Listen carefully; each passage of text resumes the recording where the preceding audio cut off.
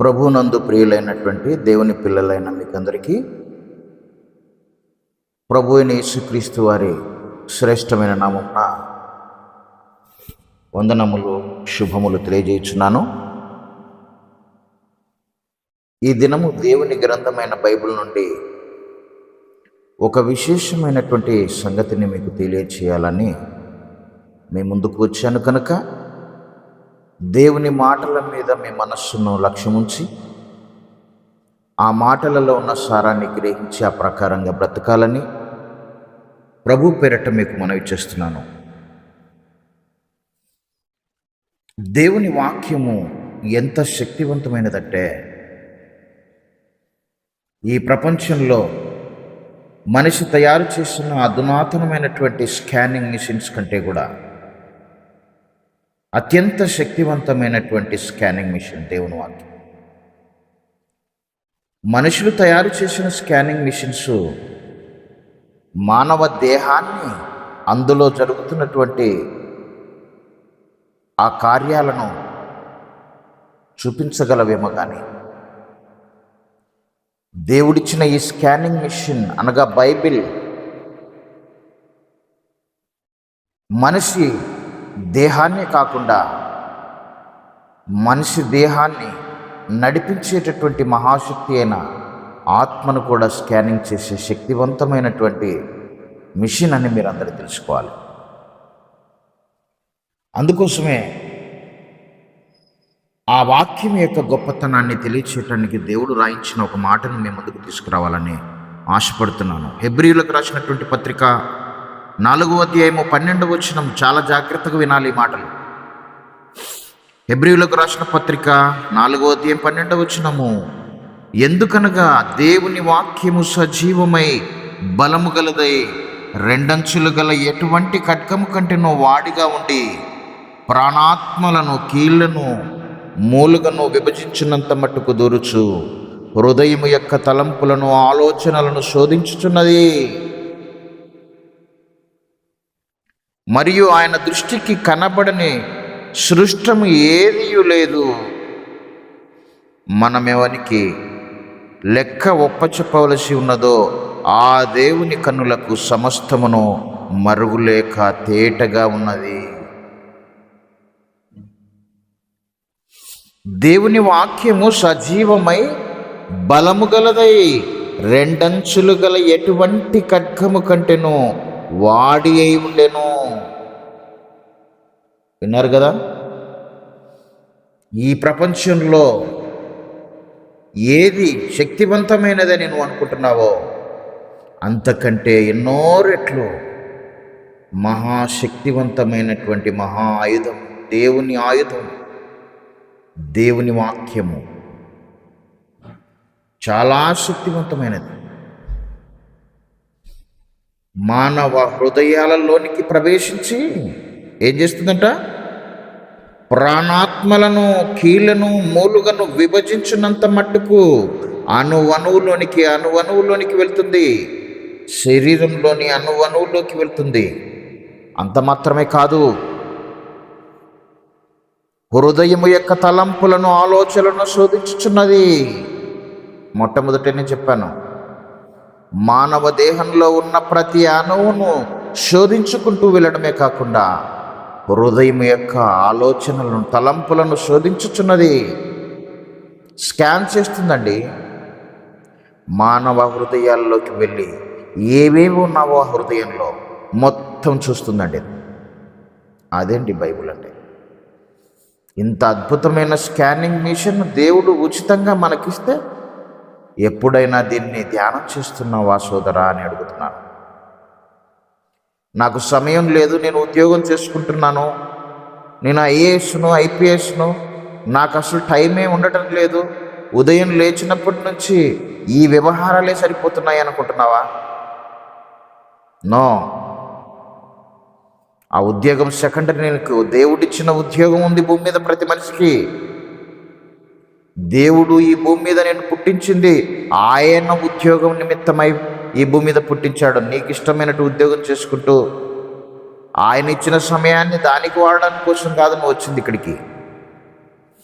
దేవుని ఉద్యోగము ఈ భూమి మీద చేయడానికి దేవుడు నీకు ఈ జన్మనిచ్చాడు. ఆ ఉద్యోగం చేసిన తర్వాతనే నువ్వు చేసుకోవాలని అనుకుంటున్నటువంటి ఈ ఉద్యోగాలు చేసుకో. మొట్టమొదట ఈ భూమి మీద ప్రతి మనిషి చేయవలసిన పని ఎవరితో తెలుసా? దేవుని పని. అందుకోసమేనండి నేను కూడా ఉద్యోగినే, నేను కూడా ఇంజనీర్నే. 30 సంవత్సరాలు ప్యారలల్గా చదువుకున్నాను దేవుని వాక్యాన్ని. ఇక చెప్పాలంటే ఈ భూ సంబంధమైన చదువుల కంటే కూడా ఎక్కువగా బైబిల్ చదివాను, ఎక్కువగా ధ్యానం చేసేవాడిని. నాతో పాటు చదువుకున్న వాళ్ళని కావాలంటే మీరు ఎంక్వైరీ చేయండి. ఎప్పుడు బైబిల్ చదివేవాడిని నేను. ఈ చదువులు చాలా చిన్నవండి, చాలా చిన్నవి. దేవుని వాక్యం ముందర, దేవుని జ్ఞానం ముందర. మనిషి మెదడు నుంచి పుట్టినటువంటి ఈ మానవ జ్ఞానం చాలా చిన్నదండి. మీరు అనుకుంటున్నారు చాలా గొప్పదని. నేను చెప్తున్నాను అనుభవంతో, చాలా చిన్న జ్ఞానం. దేవుని జ్ఞానం ముందర ఏ మాత్రం నిలబడదండి. ఇది దీన్నే గొప్పదనుకొని మనిషి చదువుకున్న చదువుల కింద డిగ్రీలు రాసుకొని, చాలామంది పేరు కంటే కూడా కింద డిగ్రీలు పెద్దగా ఉంటాయండి. డిగ్రీలు కాదండి పెట్టుకోవాల్సింది, బ్రతుకండి. బ్రతుకు బాగుండాలండి, సంస్కారవంతమైన జీవితం ఉండాలండి, మంచి మనస్సు, ఇతరులను ప్రేమించే మనస్సు, ఇతరులను గౌరవించే మనస్సు, తగ్గించుకునే మంచి మనస్సు, సాత్వికమైన మంచి మనస్సు ప్రతి మనిషి కలిగి ఉండాలని దేవుని గ్రంథం ప్రతి మనిషికి బోధిస్తుందండి. ఈ గ్రంథం ఈ భూమి మీదకి రావడానికి మూలం ఎవరో తెలుసా? యేసుక్రీస్తు అండి.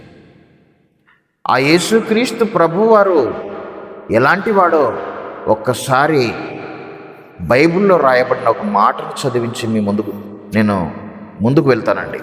మత్తయి సువార్త 11వ అధ్యాయము. అందరూ బైబిల్ తీయాలి. బైబిల్ అంటే అసలు క్రైస్తవులకి అర్థం కావట్లేదండి. ఇక మీరు లోకంలోకి వెళ్ళి ఏం బోధ చేస్తారు? మీకే అర్థం కాకపోతే మీరు నమ్మిన గ్రంథము సమాజంలోకి వెళ్ళి మీరు దేవుని గురించి ఏం చెప్పగలరు? మత్తయి సువార్త 11వ అధ్యాయము 28, 29 వచనాలు చదువుతాను, జాగ్రత్తగా వినండి. ప్రయాసపడి భారము మోసుకొనుచున్న సమస్త జనులారా నా యొద్దకు రండి, నేను మీకు విశ్రాంతి కలుగజేతును. ఎవరండి ఈయన? మనుషులందరి కోసం ప్రాణం పెట్టినటువంటి మహాదేవుడండి. మాటలు చెప్పినవాడు కాదండి, కేవలం తన బ్రతుకులో ప్రతి ఒక్కటి చేసి చూపించాడండి. ఇతడండి మార్గదర్శకుడు ప్రజలకు. ఇతడండి role model to the whole humankind. ప్రయాసపడి భారము మోసుకొనుచున్న సమస్త జనులారా. ఏ భారం మోసుకుంటున్నారండి సమస్త జనులు? పాప భారం అండి. ఉదయం లేచినప్పటి నుండి రాత్రి పడుకునే వరకు మనుషులు ఎంతో భారభరితమైనటువంటి జీవితాన్ని జీవిస్తున్నారండి. చాలా భారాన్ని మోస్తున్నారండి. దేవుడు చెప్పలేదండి భారం అంతా నెత్తినేసుకొని తిరగండి రాని. గాడిదను మనం భారవాహికగా వాడతాం. భారం మోపి భారమైనటువంటి వస్తువులను మోసేటటువంటి ఒక వాహకంగా వాడతాం. బట్టలు ఉతికే వాళ్ళు చిన్ననాడు ఆ మూటలు ఆ గాడిద మీద వేసి పంపించేవారు. కొన్ని ప్రాంతాల్లో ఇసుకను మోసేదానికి ఆ గాడిదలను వాడతారు. అంటే బరువైనటువంటి ఆ భారాలను మోసుకొని దానికి ఆ గాడిదలను వాడుతున్నట్టుగా మనం చూస్తున్నాం. ఈరోజు మనుషులు భారమైనటువంటి పాపం చాలా భారమైనటువంటిదండి. మనిషి మోయలేక నడ్డి విరిగిపోతుందండి. గాడిదలను చూశారు ఎప్పుడైనా? భారం మోస్తూ మోస్తూ మోస్తూ దాని యొక్క వెన్నెముక బెండ్ అయిపోయి ఉంటుందండి. మీరు బాగా గమనించండి, ఎక్కడైనా గాడిదలు పోతుంటే బెండ్ అయిపోయి ఉంటుందండి. ఎందుకంటే మనుషులు వేసిన భారం మోస్తూ తాను నడ్డి అలాగ వంగిపోయి ఉంటుంది. ఈరోజు మనుషులు అలాగే ఉన్నారండి. పాప భారాన్ని మీద వేసుకొని మోయలేక నడ్డి విరుగుతూ భరించలేకపోతున్నానండి. పాపం వల్ల భారాన్ని తీసివేసుకోవడానికి చర్చికి వెళ్తున్నారండి. సంఘ కాపరిని ఆశ్రయిస్తుంటే ఆ సంఘ కాపరి దగ్గరికి వెళ్తే ఆ భారం మోస్తున్నారన్న సంగతే ఈ కాపరికి తెలియకపోతే నీ భారాన్ని ఎలా తీసివేయగలడు? లోపల అనుకుంటుంటాడు, నీకంటే ఎక్కువ భారం నాకుందంటాడు. ఏ భారం ఉంది? నీ భారమే నా భారం అంటాడు. నా భారాన్ని మోయలేక నా నడ్డి విరుగుతుంటే నువ్వేంటమ్మా ఇక్కడికి వచ్చావు, నువ్వేంటా ఇక్కడికి వచ్చావు? నా బ్రతికే బాగలేదు, నేనే ఏడుస్తున్నాను లోపల. నేనే మోయలేని భారాలు పెట్టుకొని నా పిల్లలను చదివించుకోవాలని, నా భార్యకి ఆరోగ్యం బాగలేదని, నాకు ఆరోగ్యం బాగలేదని నేనే ఏడుస్తుంటే నాకెవరు దిక్కు? అయినను సరే అవన్నీ చెప్పడు. ఏంటమ్మా నీ భారం? ఇది సమస్య. ఇది సతమతమైపోతున్నాను, నాకేం అర్థం కావడం లేదు, దయచేసి నాకు ఒక మార్గం చూపించండి అని అంటే ఆయన అంటాడు, ప్రార్థన చేస్తా అంటాడు. ప్రార్థన చేస్తే పోతుందండి సమస్య, భారం. ప్రార్థన చేయొద్దు కండి, ప్రార్థన చేసేది సెకండరీ అండి. మొట్టమొదటి ఆ సమస్యకు పరిష్కారం నువ్వు చక్కగా దేవుని వాక్యం నుండి దానికి రిలేటెడ్ మాటలు ఎన్నో ఉన్నాయి బైబిల్లో, అవి నీవు బోధించాలి. అది బోధించి అర్థమయ్యేటట్టుగా వారికి చెప్పి, అమ్మా ఈ సమస్యలన్నీ దేవుడు ఆల్రెడీ మీద వేసుకున్నాడు, ఇవన్నీ నువ్వు మోయకూడదని ఆయనే మీద వేసుకొని ఆ భారాలన్నీ భరించి మోసుకొని, ఇదిగో లోక పాపమును మోసుకొని పోవచ్చున్న దేవుని గొర్రెపిల్లని బాప్తిసం ఇచ్చి యోహాను గారు ఆయనను చూసి చెప్పారు. యేసుక్రీస్తును చూసి, లోక పాపమును మోసుకొని పోతున్న దేవుని గొర్రెపిల్ల, భారాన్ని మోసేది గాడిదైతే ఇక్కడ ఏమంటున్నాడు తెలుసా దేవుని వాక్యంలో? లోక పాపమును మోసుకొని పోయే దేవుని గొర్రెపిల్ల. గొర్రెపిల్ల ఏం మోస్తుందట? లోక పాపాన్ని మోస్తుందట. ఎవరు ఆ దేవుని గొర్రెపిల్ల? మన ప్రభు అయినటువంటి యేసుక్రీస్తు అండి. 2000 సంవత్సరాల క్రిందట మానవ రూపంలో మా కన్య మరియ గర్భం ద్వారా ఈ లోకానికి అరుదించాడండి, ఈ లోకంలో ప్రవేశించాడండి. ఎందుకో తెలుసా? మానవులందరి పాపాన్ని తన మీద వేసుకొని కలువరి శిలువలో ఆయన బలి అయిపోయాడండి. నీ పాపాన్ని మోసిన వాడిని ఒక్కరిని చూపిస్తావా మానవ చరిత్రలో? నీ భారాన్ని మోసినటువంటి ఒక్క వ్యక్తినన్న ఈ ప్రపంచంలో మానవ చరిత్రలో నువ్వు చూపించగలవా అని నిన్ను ప్రశ్నిస్తున్నాను. మాయ మాటలు చెప్పేవారే మీకు కనపడతారు, కానీ నీ పాపాన్ని తీసివేసే మహానుభావులు ఎవరు కనపడరు. ఒకే ఒక్కడు కనపడతాడు, ఆయనే మనుషులందరికీ ప్రభు అయిన యేసుక్రీస్తు మాత్రమే. ఎవరి మాటలు నమ్మకండి. మాయగాళ్ళు చాలామంది ఉన్నారు ప్రపంచంలో. ఎలాగైనాను నేను నమ్ముకున్న వాడిని మనుషుల హృదయాల్లో నిలబెట్టాలి, ఎలాగైనాను నేను ఈ సమాజానికి గొప్పగా చూపించుకోవాలి, నేను జ్ఞానినని అనిపించుకోవాలని రాత్రింబగళ్ళు ఎన్నో ప్రయాసలు, ఎన్నో ప్రణాళికలు వేస్తున్నారండి వీళ్ళంతా. ఎన్నో ఆధ్యాత్మిక కేంద్రాలను నిర్మించారండి. పెద్ద పెద్ద 1000 ఎకరాల్లో నిర్మించినటువంటి ఆధ్యాత్మిక కేంద్రాలకు నేను వెళ్ళానండి. ఏం చేస్తున్నారో చూడాలని వెళ్ళానండి. దేవుని వాక్యాన్ని బాగా నేర్చుకున్నాను కదా, ఒక్కొక్కరిని స్కాన్ చేయడం మొదలుపెట్టానండి. ఇంకా నువ్వు ఫిలాసఫర్వా, నువ్వు స్పిరిచువల్ మాస్టర్వా, whoever you may be, నేను వస్తాను నీ దగ్గరికి, నిన్ను చూస్తాను, నీ బోధనలు చూస్తాను, నువ్వు ఏం చెబుతున్నావో వింటాను. దేవుని గ్రంథమైన బైబిల్ను బాగా లోపల చదువుతూ తపస్సు చేసి పైనుండి ఈ జ్ఞానాన్ని నేను పొందుతున్నాను. నాకు ఎవరు నేర్పించడం లేదు, విశ్వం నాకు ఇస్తుంది ఈ జ్ఞానాన్ని అని అబద్ధపు మాటలు చెబుతున్న దగుల్బాజీలను గురించి మాట్లాడుతున్నానండి. చిన్నవారి గురించి కాదని నేను చెప్పేది, ప్రపంచ ప్రజలను ప్రభావితం చేస్తున్నటువంటి పెద్ద పెద్ద ఆధ్యాత్మిక గురువుల గురించి మాట్లాడుతున్నాను. అందరినీ చూశానండి. ఎందుకో తెలుసా? అసలు వీళ్ళు దేని నుంచి, ఏ సోర్స్ నుంచి ఈ మాటలు చెబుతున్నారని చూశానండి. ప్రతివాడు బైబిల్ను కాపీ కొడుతున్నాడండి. ఒక పుస్తకం నా దగ్గరికి ఒక ఇంజనీర్, ఒక డివిజనల్ ఇంజనీర్ తీసుకొచ్చాడండి. చిన్న బుక్లెట్, నైట్ డ్యూటీలో ఉన్నప్పుడు, ఇది చదువు నాన్న అన్నాడు. ఎందుకంటే అతను ఆల్రెడీ స్పిరిచువల్ మార్గంలో నడుస్తున్నాడు. నేను ఎప్పుడు బైబిల్ చదవడం ఆయన చూశాడు. ఇతను ఆధ్యాత్మిక సంబంధమైన వ్యక్తి కనుక ఇతనికి ఈ పుస్తకం ఇస్తే మనలో కలుపుకోవచ్చేమో అనుకున్నాడేమో మరి. ఆ పుస్తకాన్ని తీసుకున్నానండి. నైట్ అంతా నిద్రపోకుండా చదివానండి. చిన్న పుస్తకమేనండి. నైట్ అంతా చైర్లో కూర్చొని అలాగనే మొత్తం చదివానండి. ఎందుకు అంత ఆసక్తితో చదివానో తెలుసా? అందులో రాయబడిన మాటలన్నీ బైబిల్లో కాపీ చేసినవండి. పేర్లు మార్చాడండి అంతే.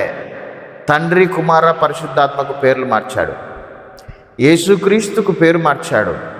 దేవుని వాక్యానికి తనదైనటువంటి బాణిలో, శైలిలో ఆ వాక్యానికి పేరు పెట్టుకున్నాడండి. ఇప్పుడు చెబుతున్న ఆ వాక్యానికి వాళ్ళు కూడా ఒక పేరు పెట్టుకొని ఇది బైబిల్ అని చెప్పారండి. ఇది యేసుక్రీస్తు నుండి పొందినటువంటి జ్ఞానం అని చెప్పారండి. ఎంత మోసం చేస్తున్నారో తెలుసా? ఈరోజు కోట్ల మందిని ప్రపంచంలో ప్రభావితం చేస్తున్నటువంటి ఆధ్యాత్మిక కేంద్రాల గురించి, ఆధ్యాత్మిక గురువుల గురించి నేను చెప్తున్నాను, చిన్నవారి గురించి కాదు. బైబిల్ జ్ఞానం కలిగిన వాడు ఎవరో తెలుసా? పరిపూర్ణులైన వారి మధ్య జ్ఞానమును బోధించుచున్నామంటాడు పౌలు గారు. ఎవరు పరిపూర్ణులు? లోకంలో పరిపూర్ణులు, దేవునిలో పరిపూర్ణులు కాదు వీళ్ళు. క్రైస్తవుడు దేవునిలో పరిపూర్ణుడు. బైబిల్ బాగా ధ్యానం చేసి తన బ్రతుకుకు అన్వయించుకొని అణువును పరిశీలించేవాడు నిజమైన క్రైస్తవుడు. యేసుక్రీస్తు గురించి మాట్లాడుతున్నాడు. మత్తయి సువార్త 11:29, నేను సాత్వికుడను, దీన మనస్సు గలవాడను గనుక మీ మీద నా కాడి ఎత్తుకొని నా యొద్ద నేర్చుకొనుడి. పైన వచనాన్ని ఒకసారి చదువు. 28, ప్రయాసపడి భారము మోసుకొనుచున్న సమస్త జనులారా నా యొద్దకు రండి, ప్లీజ్ కమ్ టు మీ అంటున్నాడు. దేవుడండి, నా మాటలు చెప్పినవాడు కాదండి, చేతలు చూపించినటువంటి వాడు. ప్రపంచ చరిత్రలో యేసుక్రీస్తును గూర్చినటువంటి ఆ హిస్టరీని మీరు చదవండి. కాలాన్ని లెక్కించడానికి మధ్యవర్తిగా ఆయనను ఎన్నుకున్నారంటే ఎంత ఘన చరిత్ర కలిగినటువంటి మహనీయుడు ఆయన. మీరు ఇటే మీకు తెలిసిపోవాలి. మరి మానవ చరిత్రలో మనుషులు నమ్ముకుంటున్న, గొప్పగా చెప్తున్నటువంటి వారి సంగతి ఏమిటి? వారిని ఎందుకు పెట్టలేదండి? మీరు నమ్ముకున్నటువంటి గొప్పవారని చెప్పుకుంటున్నటువంటి వారి గురించి ఎందుకు కాలాన్ని లెక్కించడానికి మధ్యవర్తిగా పెట్టలేకపోయారు? యేసుక్రీస్తే దానికి ఎలిజిబుల్ పర్సన్గా ఎలెక్ట్ చేశారంటే అతని జీవితం ఎంత గొప్పగా ఉందో, ఆయన బ్రతుకు ఎంత గొప్పదో మీరు ఆలోచన చేయాలి. ఒక సర్పంచ్ను ఎన్నుకోవాలంటే ఒక విలేజ్కి ఎంతో కష్టమండి. చాలా నమ్మకం కుదరాలండి ప్రజలకు, లేకపోతే నమ్మరండి, ఓటేయరండి, ఓడిస్తారండి. ఈ ప్రపంచానికి ఒకే ఒక్కడిగా కాలాన్ని లెక్కించడానికి మధ్యవర్తిగా ఎన్నిక చేయాలంటే ఆనాడున్నటువంటి చక్రవర్తి, ఆనాడున్నటువంటి మేధావులు, ఆనాడున్నటువంటి హిస్టోరియన్స్, ఆనాడున్నటువంటి రాజులు ఎంత ఆలోచన చేసింటారో, ఎంత పరిశీలన చేసింటారో మీరు ఒక్కసారి ఆలోచన చేయాలి. మానవ చరిత్రలో ఒకే ఒక్కడు కనపడ్డాడండి. లోకము పుట్టినది మొదలుకొని ఆయన చెప్పిన మాటలు చెప్పిన వాడు ఈ భూమి మీద లేడండి. లోకము పుట్టినది మొదలుకొని ఆయన చేసిన క్రియలు చేసిన వాడు ఈ భూమి మీద మానవ చరిత్రలో ఎవడు కనపడలేదండి. అందుకోసమే ఆయన ఎన్నుకున్నారండి. అందరూ పుట్టిన వాళ్ళంతా చనిపోతున్నారు, తిరిగి లేవడం లేదండి. ఎవరు లేదండి. ఒక్క యేసుక్రీస్తు మాత్రమే మరణాన్ని జయించి 3వ దినమున లేచి మనుషులందరికీ అగుపడి, చాలామందికి శిష్యులకు తన్ను తాను దేవునిగా నిరూపించుకున్నాడండి. తన్ను తాను దేవునిగా ప్రజల ఎదుట నిరూపించుకున్నాడు. అంత గొప్పవాడండి. ఆయన అంటున్నాడు, ప్రయాసపడి భారం మోసుకొనిచిన సమస్త జనులారా నా యొద్దకు రండి. ఇలాంటి క్యారెక్టర్ కలిగిన వాడు పిలిస్తే వెళ్ళాలండి. మనం దొంగ పిలిస్తే వెళ్ళకూడదండి. నా యొద్దకు రండి దొంగోడు పిలిస్తే వెళ్ళకూడదండి. అసలు మీకు దొంగ ఎవరో దొర ఎవరో మీకు అర్థం కావడం లేదు, ఆలోచన చేయడం లేదు, అందుకోసమే అర్థం కావడం లేదు. క్యారెక్టర్ లేనివాడు దేవునిగా పిలువబడడానికి అనర్హుడు అని దేవుని గ్రంథం సెలవిస్తుంది. ఈ మాటలను మాట్లాడుతున్న ఆయన గురించి బైబిల్లో ఏముందో తెలుసా? ఆయన ఒక సవాలు చేశాడండి ప్రపంచం ఆనాడున్నటువంటి ప్రపంచానికి. నాలో పాపం ఉన్నదని మీలో ఎవడైనను స్థాపించగలడా అని సవాలు చేసిన ఒకే ఒక్కడు మానవ చరిత్రలో మహనీయుడు, మహాదేవుడు ఈజ్ జీసస్ క్రైస్ట్ అండి. ఈ మాట ఎవడని చెప్పగలడండి ఈ ప్రపంచంలో? ఈ మాట చెప్పిన వాడిని ఒక్కని చూపించండి నాకు, ఒక్కరిని please. Anybody in the world, please show me. Never, you cannot. అదండి యేసుక్రీస్తు అంటే. ప్రపంచ నడిబొడ్డు మీద దేవుడు ఆయనను పుట్టించి ప్రపంచ నలుమూలలా దేవుని జ్ఞానాన్ని ప్రసరింపచేయడానికి, ఆయన జ్ఞాన కాంతులను వెదజల్లడానికి పుట్టించినటువంటి మహనీయుడే యేసుక్రీస్తు అండి. ప్రపంచ ప్రజల కోసం ప్రాణం పెట్టినటువంటి మహాదేవుడు అండి ఆయన. నేను మీకు విశ్రాంతి కలగజేతునంటున్నాడు. నా యొద్దకు రండి, నేను మీకు విశ్రాంతి కలగజేతును. ఎవ్వడు మీకు విశ్రాంతి ఇవ్వలేడు ఈ ప్రపంచంలో. మాయగాళ్ళంతా మాయ మాటలు చెప్తారు. మీ డబ్బును ప్రేమించి మిమ్మల్ని మోసం చేసేవాళ్ళు వీళ్ళంతా. వేల ఎకరాలు ప్రజల సొమ్ముతో కొని పబ్బం గడుపుకుంటూ మాయ మాటలు చెప్పుకుంటూ రహస్యంగా చేయకూడని పాపాలన్నీ చేస్తూ భయంకరమైన వ్యభిచారులుగా, భయంకరమైన దొంగలుగా, భయంకరమైనటువంటి నీచమైన హేయమైన కృత్యములు చేసే సాతాను బిడ్డలుగా, దయ్యాలుగా వీళ్ళు కనపడుతున్నారు మనకు. అందరినీ దేవుడు స్కాన్ చేసి మీ ముందు నిలబెడుతున్నాడు. ఎవడు మీకు విశ్రాంతి ఇవ్వలేడు. మీకు విశ్రాంతినిచ్చే ఒకే ఒక్కడున్నాడు ఈ భూమి మీద. అతడు దేవుడు పంపినటువంటి వ్యక్తి. ఆయన ఎవరో కాదు, యేసుక్రీస్తు ప్రభు. ఆయన ద్వారానే ప్రపంచానికి దేవుడు విశ్రాంతి ఇవ్వాలనుకున్నాడు. ఆ అధికారాన్ని ఆయనకు మాత్రమే ఇచ్చాడు. ఎందుకో తెలుసా? ప్రజలందరి కోసం ప్రాణం పెట్టడానికి తన్ను తాను అర్పణగా, బలిగా చేసుకున్నటువంటి గొప్ప ప్రేమ కలిగినటువంటి వ్యక్తి గనక ఆయనకు మాత్రమే దేవుడు అవకాశాన్ని ఇచ్చాడు. అందుకోసమే నేనే మార్గం, నేనే సత్యం, నేనే జీవం అన్నాడంటే యోహాను సువార్త 14వ అధ్యాయంలో. ఎవడు చెప్పగలడండి ఈ మాటలు? ఎవడు చెప్పగలడు? చూపించగలరా మీరు ఎవరినైనా ఇలాగ మాట్లాడిన మాటలు చెప్పిన వారిని? అధికారంతో కూడిన బోధ ఆయనది. ఎందుకంటే దేవుని వలన అధికారం పొంది ఈ భూమి మీదకి వచ్చాడండి. అందుకోసమే అధికారికంగా బోధిస్తున్నాడు, అధికారము గలవానిగా బోధిస్తున్నాడు. ప్రభుత్వం చేత అధికారం పొందిన పోలీసు ఆఫీసర్ మన దగ్గరకు వచ్చాడంటే ఎలా మాట్లాడతాడు? చాలా గట్స్తో మాట్లాడతాడండి. ఎందుకు? అధికారంతో వచ్చాడండి. పోలీసు యూనిఫామ్ వేసుకున్నారంటే పోలీసులు మామూలుగా మాట్లాడరండి. చాలా డిఫరెంట్గా ఉంటుంది వాళ్ళ లాంగ్వేజ్. చాలా ధైర్యంగా మాట్లాడతారు. ఎందుకంటే మనుషులు వాళ్ళని చూస్తేనే భయపడతారు. ఎందుకు? ఏమైనా చేయగలరు వాళ్ళు. అలాగనే పట్టుకొని అరెస్ట్ చేసి పోలీస్ స్టేషన్కి తీసుకెళ్ళి మక్కులు ఎరగొట్టగలరు వాళ్ళు. అందుకోసం భయపడతారు. వాళ్ళు కొడితే ఎవరు దిక్కుండదండి. ఎందుకంటే ప్రభుత్వం చేత అధికారం పొందిన వాళ్ళు. కొట్టడానికి అధికారం లేకపోయినా లోపలికి తీసుకెళ్ళి చెప్పకూడని చెయ్యకూడని పనులన్నీ చేస్తే నువ్వు ఎవరికి చెప్పుకుంటావు? చెప్పుకుంటే సిగ్గిపోతుంది, అందుకోసం ఎవరికి చెప్పుకోలేవు. అధికారం అంటే అలా ఉంటుంది. కానీ యేసుక్రీస్తు ప్రభు అలాంటి వాడు కాదండి, ఎవరిని కొట్టలేదండి. ఆయన భూమి మీదకి వచ్చినప్పుడు ఏమంటున్నాడు తెలుసా? కనికరమును చూపుటకే వచ్చాను, నేను శిక్షించుటకు రాలేదు మిమ్మల్ని అంటున్నాడు. అందుకోసమే నేను మీకు విశ్రాంతిని ఇస్తాను అంటున్నాడు. ఆయన నమ్మండి. ఆయన నమ్ముకున్నానండి, నేను ప్రశాంతంగా బ్రతుకుతున్నానండి, విశ్రాంతి నెమ్మదిగా బ్రతుకుతున్నానండి భూమి మీద.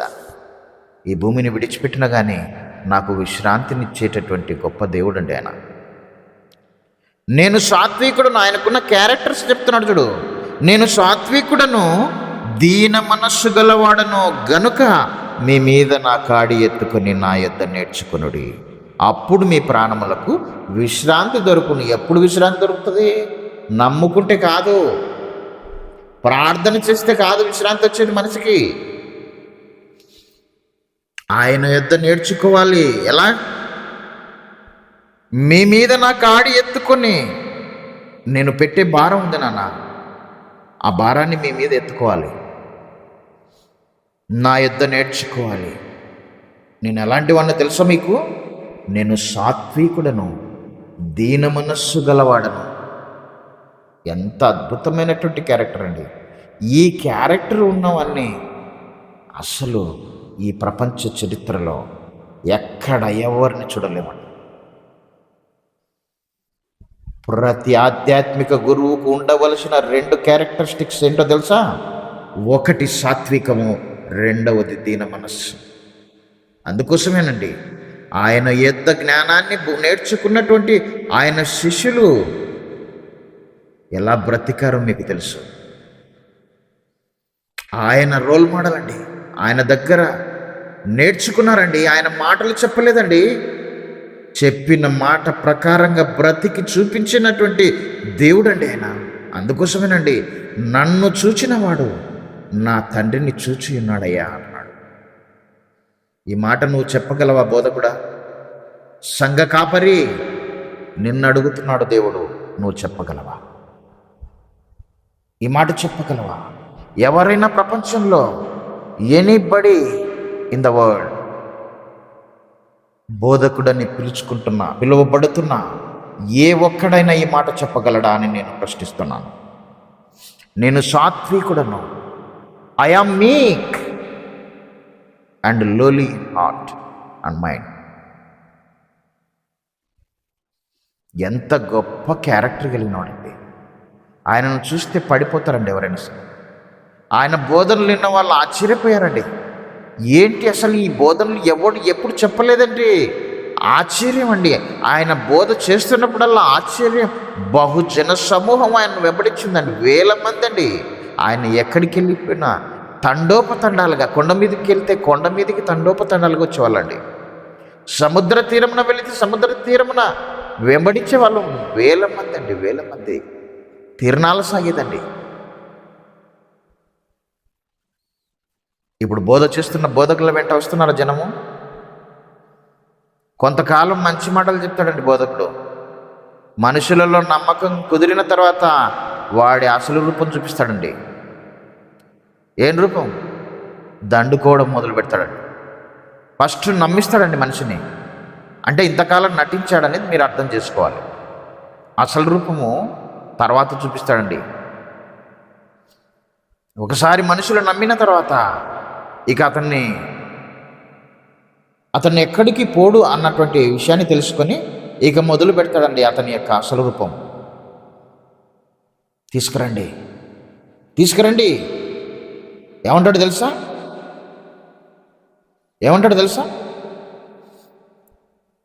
ఇశ్రాయేళ్లకు దేవుడు 10వ భాగాన్ని పెట్టాడండి, మీకు కాదండి అంటాడు. మరి మీరేం చేయాలండి? మీకున్నదంతా తీసుకురండి దేవుని సన్నిధికి అంటాడు. మీకున్నదంతా అనగా 100వ భాగం, 100%. నాకు 10,000 జీతం వస్తుంది అనుకో, 10,000 తీసుకురా అంటాడు. వాడు మాత్రం పైసా తీయడు, బయట జోబులో నుంచి. ఇది బాగా గుర్తుపెట్టుకోవాలి మీరు. వాడు కానీ వాని కుటుంబం కానీ పైసా బయటికి తీయడు. నువ్వు 10,000 కష్టపడి నెలంతా కష్టపడితే ఆ 10,000ని తీసుకురా అంటాడు.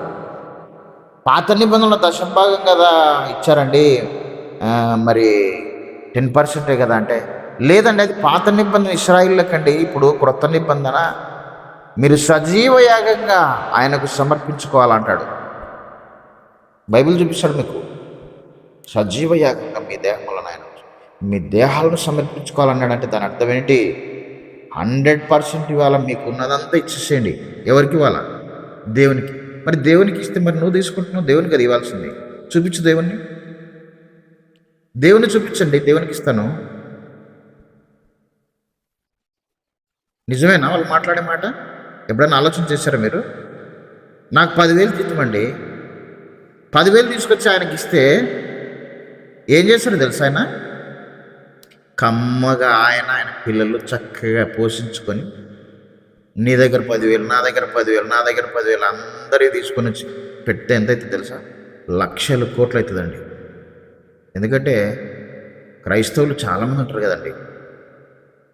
ఇక ఆ మాట నమ్మారంటే నేను కూడా మోసపోయానండి ఈ విషయంలో. ఎందుకంటే అనుభవంతో చెప్తున్నాను, ఇది ఊరికి చెప్పే మాటలు కాదు. తల్లిదండ్రులను కూడా పట్టించుకోకుండా వారికి ఇచ్చేటటువంటి వాళ్ళు ఉన్నారండి. జన్మనిచ్చి పెంచి పోషించి పెద్ద చేసిన తల్లిదండ్రులను కూడా పట్టించుకోకుండా వాళ్లకు తెలియకుండా ఇచ్చేవాళ్ళు ఉన్నారండి. తెలిస్తే వాళ్ళు తిడతారండి. అందుకోసం మేము వాక్యం ఈ చందాదారుల గురించి చెప్పేటప్పుడు నా పేరు చదవకండి అంటారు వాళ్ళు. ఎందుకంటే లైవ్ చూసేటప్పుడు వాళ్ళ తల్లిదండ్రులు చూశారనుకో, పలానాడు ఇంత ఇచ్చాడని, ఇక వానికి ఉంటుందండి సినిమా. తల్లిదండ్రులు వాని మీద పడతారండి, అన్నదమ్ములు పడతారండి, వాని మీద అక్కజెల్లెళ్ళు పడతారండి, చంపేస్తారండి మానసికంగా. అందుకోసం నా పేరు చదవద్దండి, మీరు రహస్యంగా పెట్టండి, ప్లీజ్ పుట్ ఇన్ సీక్రెట్ అంటారు. అందుకోసమే పేరు చదవద్దని చెప్పారు. ఒక ఆయన 10,000 ఇచ్చాడు అంటాడు. అప్పుడే తెలిసిపోవాలండి వీడు దొంగ అండి. ఎందుకు పేరు చదవద్దు? దేవుడు యథార్థవంతుడు కదా. యథార్థంగా దేవుడు యథార్థవంతుడు అయినప్పుడు అన్ని యథార్థంగా చదువు. ఏం భయపడుతున్నావు? నీ రంగు బయటపడుతుందన్నా? అర్థం చేసుకోవాలి ప్రతి మనిషి. 10,000 సంపాదించినది 10,000 తీసుకొచ్చి ఆయన ముఖాన కొడితే నీ తల్లిదండ్రులను, నిన్ను, నీ పిల్లల్ని ఎలా పోషించుకుంటావు ఒకసారి ఆలోచించేయండి. అది తప్పుడు మాట అండి. దేవుడు అలా చెప్పలేదండి బైబిల్ను. నువ్వు ఇచ్చేది ఉత్సాహంగా ఇవ్వాలి నాయన. కొంత ఇచ్చిన కొన్ని ఆదికాండంలో అర్పణ తీసుకొచ్చారు దేవుని దగ్గరికి. ఎవరు? కయ్యూను, హేబేలు గారు. ఏం తెచ్చారు? కయ్యూను పొలం పని చేసేవాడు, ఆయన కొంత అర్పణ తీసుకొచ్చాడు.